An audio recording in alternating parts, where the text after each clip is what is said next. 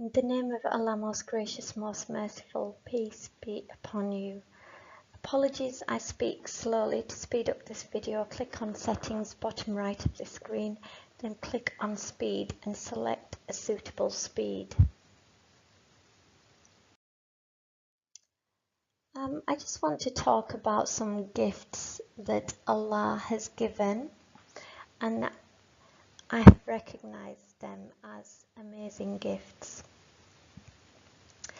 So when I was 8 years old, my dad left my sister and me in a laundrette to finish off the washing. He was a taxi driver and he left us, I assume, to go taxiing, but he didn't return. Now, the lady who was locking up asked us to contact our dad so that she could lock up. She needed to get home. So I knew that there was a taxi base next door, and I knew my dad was a taxi driver. So I visited the base and asked them if they knew my dad.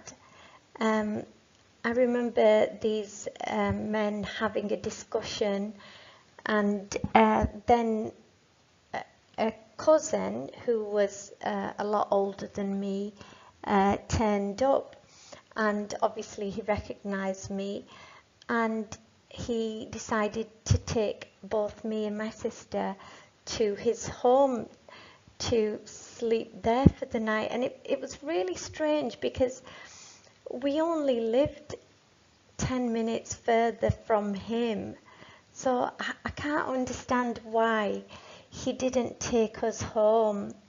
That's the strange thing. He didn't take us to our home. He took us to his home, where we spent the night in a small bedroom.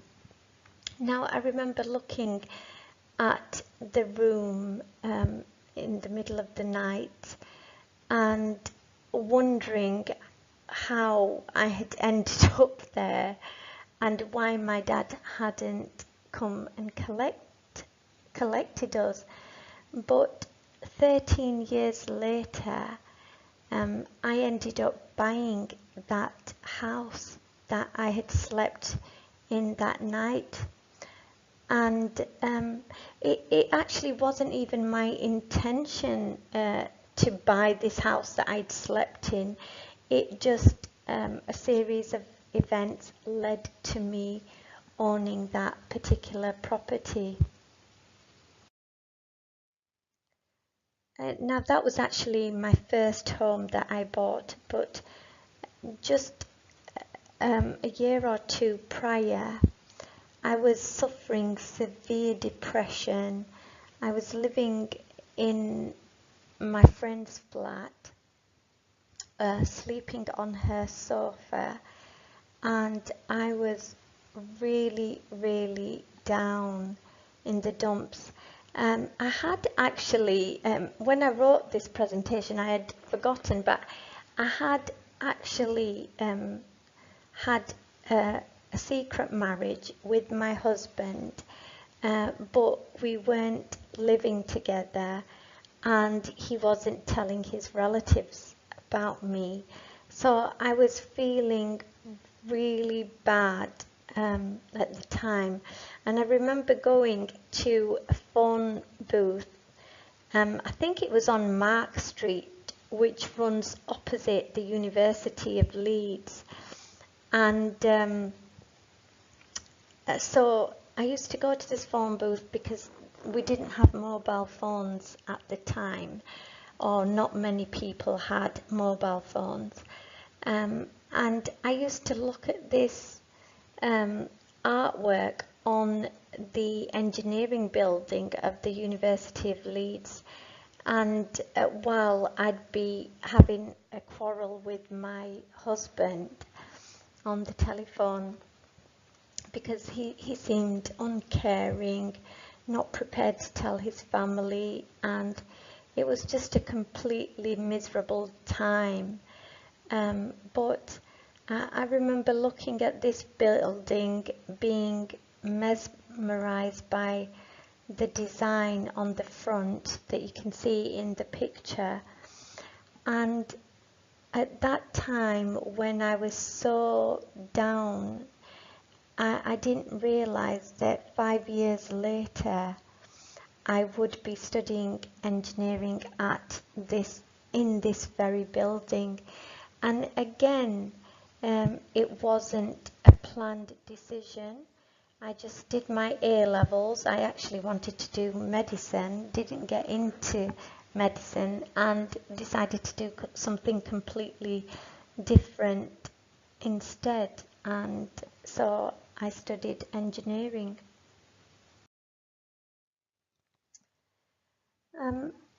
Another thing that happened to me was that I fell in love with this magnolia tree that I've pictured.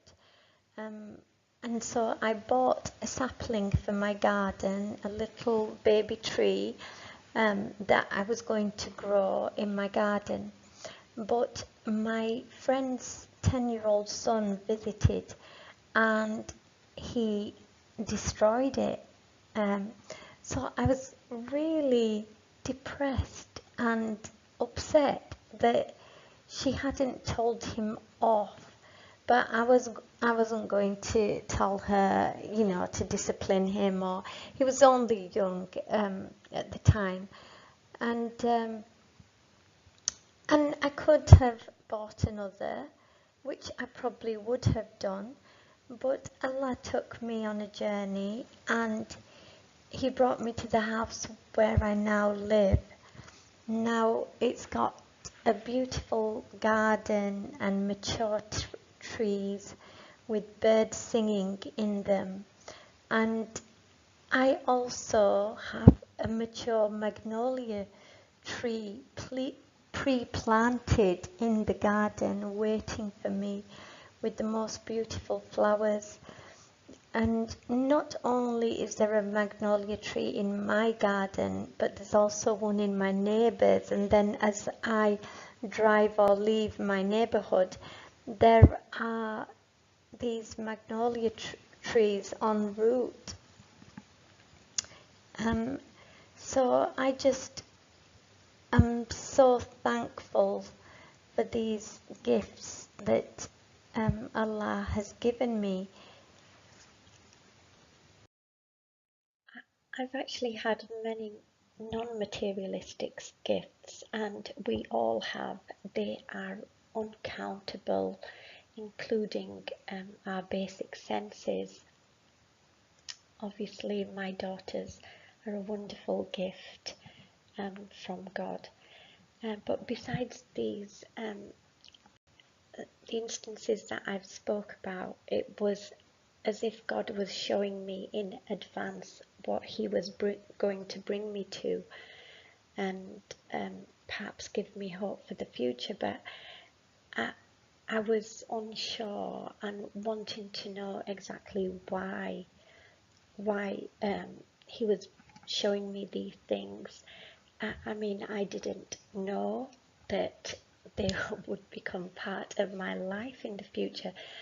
And so I was having this discussion with my daughters, and the eldest, she told me that perhaps she thought that God was confirming that when I arrive in these places, that is where He has placed me, and that is where I belong. Now, as I said earlier, I know everyone experiences Allah subhanahu wa ta'ala's gifts, but disbelievers don't recognize the signs generally. They don't recognize the gifts, while believers do recognize the signs, do recognize the gifts, and just are happier then in their lives that some entity, Allah subhanahu wa ta'ala, or if you choose to call Him God or Khuda, an entity is out there looking after them. And it would be nice to read about other people's experiences. Perhaps you might want to share your experiences in a video and, praise Allah's blessed name throughout the world so other people can recognize Allah's gifts to them. And as always, I pray that Allah guides us, protects us and gives us peace. I pray that Allah guides the Gog and Magog people, Satanists, Antichrist and the devil to the straight path.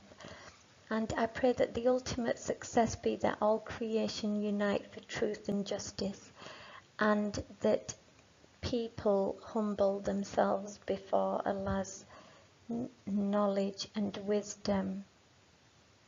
And again, I pray for guidance and forgiveness, and that Allah makes the children be a source of peace for the parents, and the parents a source of peace for the children, and that Allah makes me a source of peace for all, and may I achieve martyrdom by defending the vulnerable. Allahu Akbar and Allah Hafiz. God bless.